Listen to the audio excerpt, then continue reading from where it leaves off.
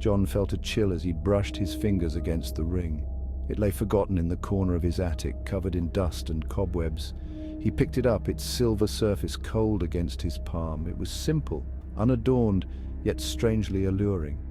As he slipped it onto his finger, a voice echoed in his mind, ancient and powerful. "Do you desire power beyond mortal comprehension? Do you seek to ascend to the realm of gods?" The voice boomed, resonating within John's very soul. He gasped, dropping the ring in shock. His heart pounded in his chest. Was he going crazy? Was the attic's musty air playing tricks on him?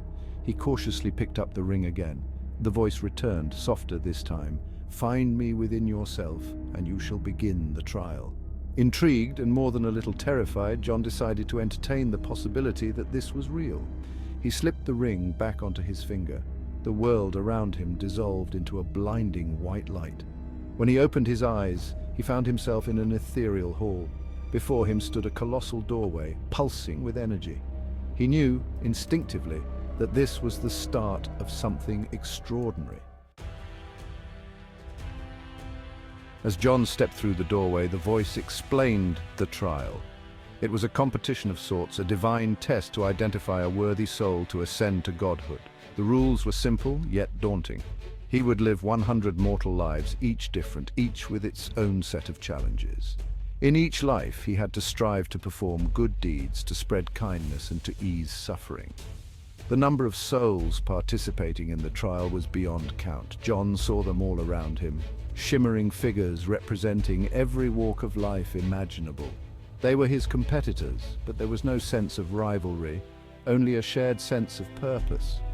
The voice explained that the soul with the most good deeds, the one who brought the most light into the world, would ascend. John felt a surge of excitement. He'd always believed in doing the right thing, even when it was hard. Now he had the chance to prove his worth on a cosmic scale. With a newfound determination, he took his place among the other souls, ready to begin his first life. John's first life began in a humble village, nestled amidst rolling hills and fields of golden wheat.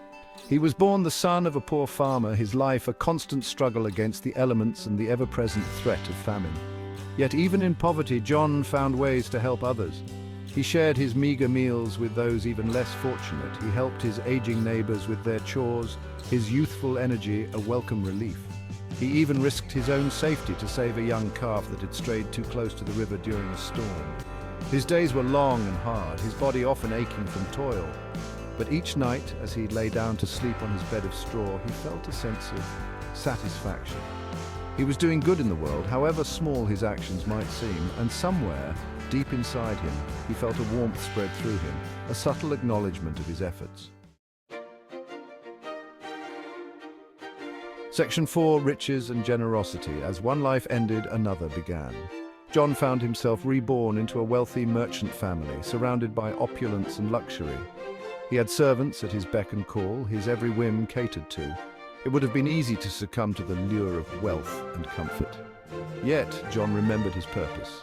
He used his family's fortune to build hospitals and orphanages.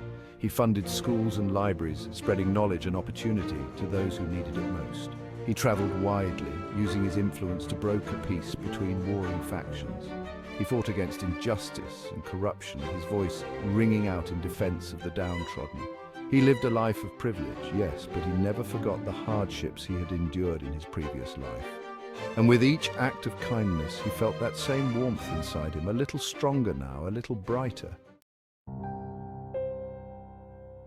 Section 5, a century of kindness, life after life unfolded, each one a unique tapestry of experiences. John was a scholar, a warrior, a priest, a king. He lived through times of peace and prosperity, of war and famine, of plagues and natural disasters. He experienced love and loss, joy and sorrow, triumph and defeat. But through it all, he remained true to his purpose. He helped those in need, fought for justice, and spread kindness wherever he went. He learned from his mistakes, growing wiser and more compassionate with each passing life. Finally, after what felt like an eternity, John completed his 100th life. He stood before the colossal doorway once more, his soul weary, but his spirit soaring.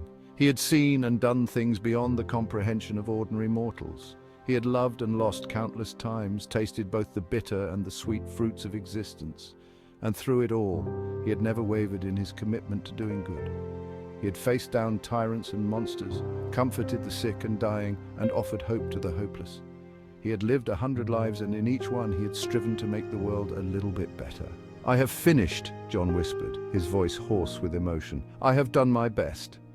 As he spoke, he felt a surge of power, a warmth so intense it threatened to consume him.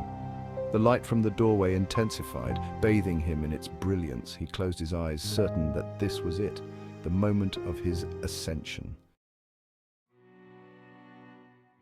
Section 6. Awakening. A sharp, beeping sound pierced through John's consciousness. He groaned, his eyes fluttering open. Bright lights blinded him, the sterile scent of disinfectant stinging his nostrils. He was in a hospital bed, hooked up to machines he didn't recognize. Confusion clouded his mind. What was happening? Where was the doorway? The 100 lives? As the fog in his head slowly dissipated, the memories came flooding back. The ring, the voice, the trial, the countless lives he had lived, the good he had done. It had all been so real, so vivid. A sob escaped his lips as he realized the truth. It had been a dream, a beautiful, impossible dream. He was still just John, an ordinary man lying in an ordinary hospital bed. He looked down at his hand, instinctively searching for the ring. It was gone. Had it ever really existed? Or had it been a figment of his imagination, a product of his subconscious desires? He didn't know, and perhaps he never would, but one thing was certain: even though it had been a dream, the experience had changed him. He carried the lessons he had learned, the compassion he had developed, and the unwavering belief in the power of good within him. The world might not have needed him to be a god, but it still needed him to be a good man, and that, John realized, was a purpose worth striving for. Please like and subscribe.